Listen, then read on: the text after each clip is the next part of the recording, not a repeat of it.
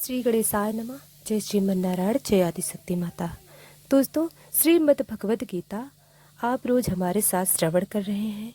अभी तक आपने एक अध्याय पूरा सुन लिया है। हम दूसरे अध्याय में पहुंच चुके हैं, जो कि आज हम तीसरे दिन की कथा दूसरे अध्याय में सुनाने जा रहे हैं। तो आइए श्रवण करते हैं श्रीमद् भगवद गीता इस श्लोक के साथ। ना ही प्रपश्यामि मामापनुदात् यच्छोकमुच्छो षड्मिन्द्रियाणाम् अवाप्य भूमा वसपत्नमृदं राज्यं सूराणामपि चाधिपत्यम्। मुझे ऐसा कोई साधन नहीं दिखता जो मेरी इंद्रिय को सुखाने वाले इस श्लोक को दूर कर सके।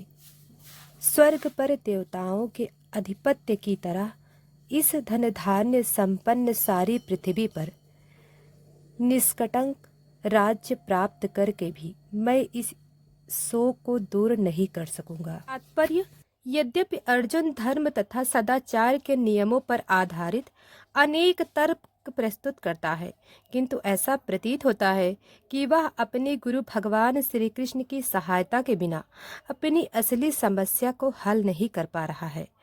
वह समझ गया था कि उसका तथाकथित ज्ञान उसकी उन समस्याओं को दूर करने में व्यर्थ है जो उसके सारे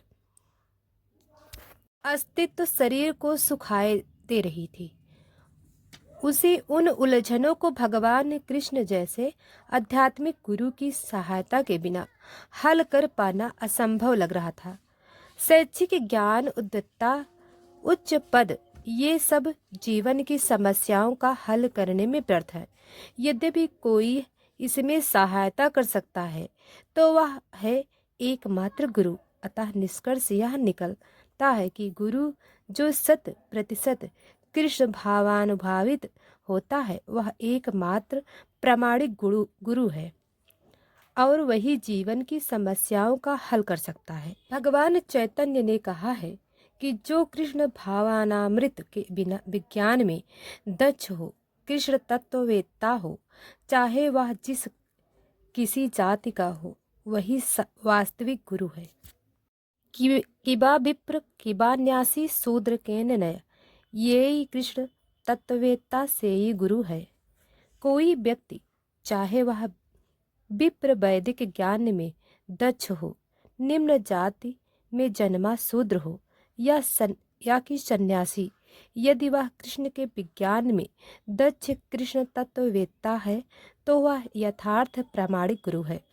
अतः कृष्ण तत्ववेत्ता हुए बिना कोई भी प्रामाणिक गुरु नहीं हो सकता। वैदिक साहित्य में कहा गया है, वष्ट कर्मा निपुणो विप्रो मंत्र तंत्र विशारदा अवैष्णवो गुरुवर्ण स्याद वैष्णवा स्वपचो गुरुआ। विद्वान ब्राह्मण भले ही वह संपूर्ण वैदिक ज्ञान में पारंगत क्यों न हो, यदि वह वैष्णव नहीं है या कृष्ण भावनामृत में दक्ष नहीं है तो गुरु बनने का पात्र नहीं है। किंतु यदि शूद्र यदि एक वैष्णव या कृष्ण भक्त है तो गुरु बन सकता है। संसार की समस्याओं, जन्म जरा व्याधि तथा मृत्यु की निवृत्ति धन संचय तथा आर्थिक विकास से संभव नहीं है।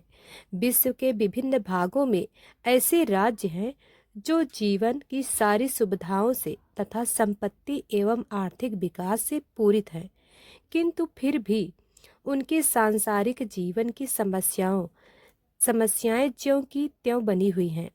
वे विभिन्न साधनों से शांति खोजते हैं, किंतु वास्तविक सुख उन्हें तभी मिल पाता है जब वे कृष्ण भावामृत से युक्त कृष्ण के प्रामाणिक प्रतिनिधि के माध्यम से कृष्ण अथवा कृष्ण तत्व पूरक भगवत गीता तथा श्रीमद् भागवत के परामर्श को ग्रहण करते हैं।